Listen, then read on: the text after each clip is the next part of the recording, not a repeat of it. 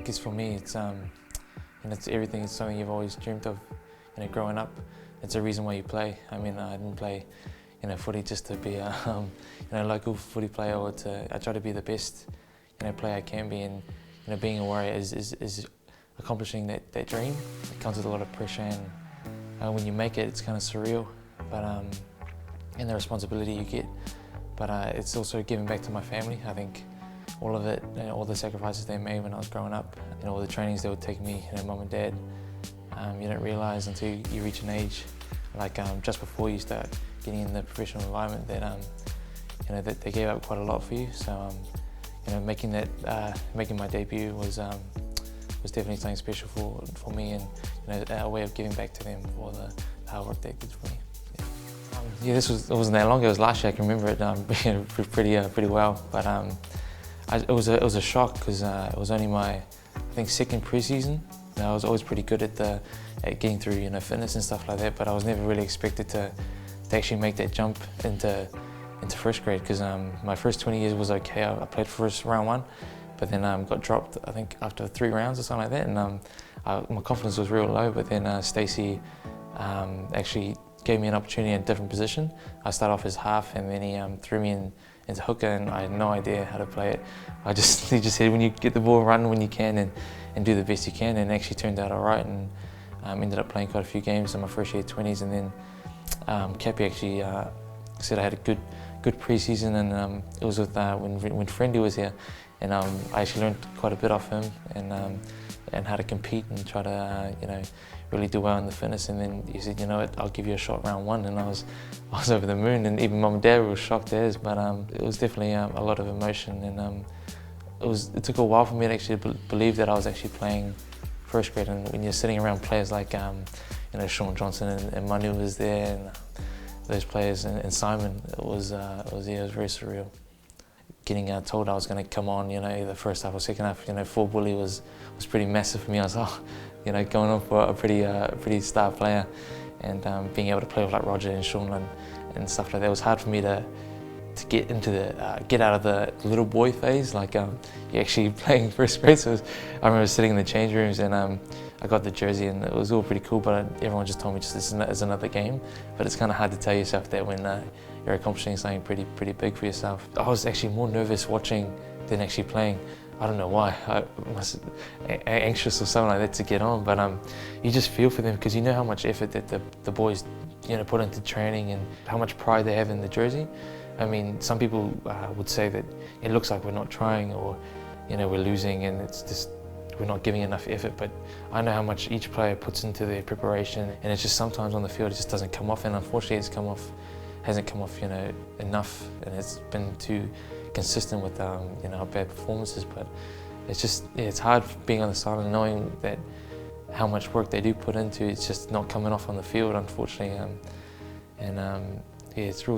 It's a tough one. Yeah, rehab is lonely, I guess. Yeah, it can be very lonely, but there has always been people there for me. I haven't been the only one. So this year, when I guess after surgery, my ankle surgery, Manu was actually in rehab for me the whole time, which was cool for me, because even though it was a bad circumstance, for both of us going through quite a long rehab, I actually got real close with Manu, which is something that I'm really happy about, because a real good positive out of being injured. I spent so much rehab time with him, and he's actually the funniest dude. It was a laugh every time. You just forgot that you were injured, and just loved putting in the hard yards during rehab. You just hear us laugh, and you laugh.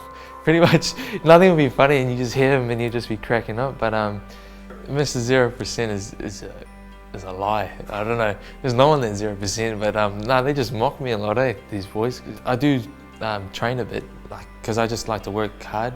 It's just, I don't know why. I feel during my injuries, I can't.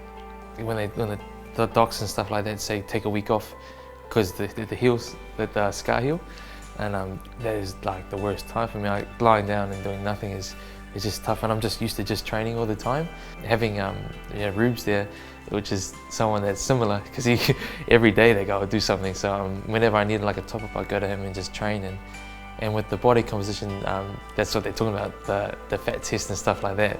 I'm not 0%, but I meet the requirements is what I'd call it. So they just like to mock me, man. When they should look at themselves. Those guys are all in good nick, and I can't say too much about it. They're pretty good fans. One word, I would say loyal. You have to say loyal over how many years that we've, been pretty up and down. So and then we still get people turning up, cheering us on, and been there through the good and the bad, and still putting up banners for us. Like I said, keeping the faith. So they're very loyal and very passionate about us. You don't really see how much it means to you until you're in there. Like your goals change. Like for me, my goal was debut. And then once you're kind of in their environment, you kind of see how much it means to other players, and then it rubs off on you, and you actually just want to accomplish the highest thing in your sport.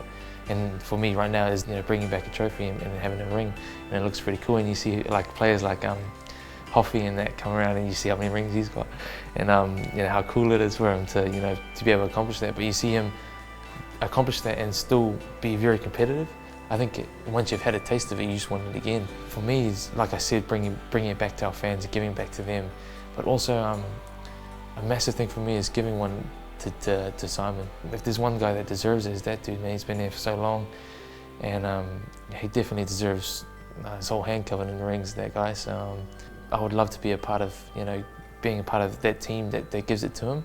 If we won one in the next couple of years, man, it'd definitely be for that guy and for our club and for the fans.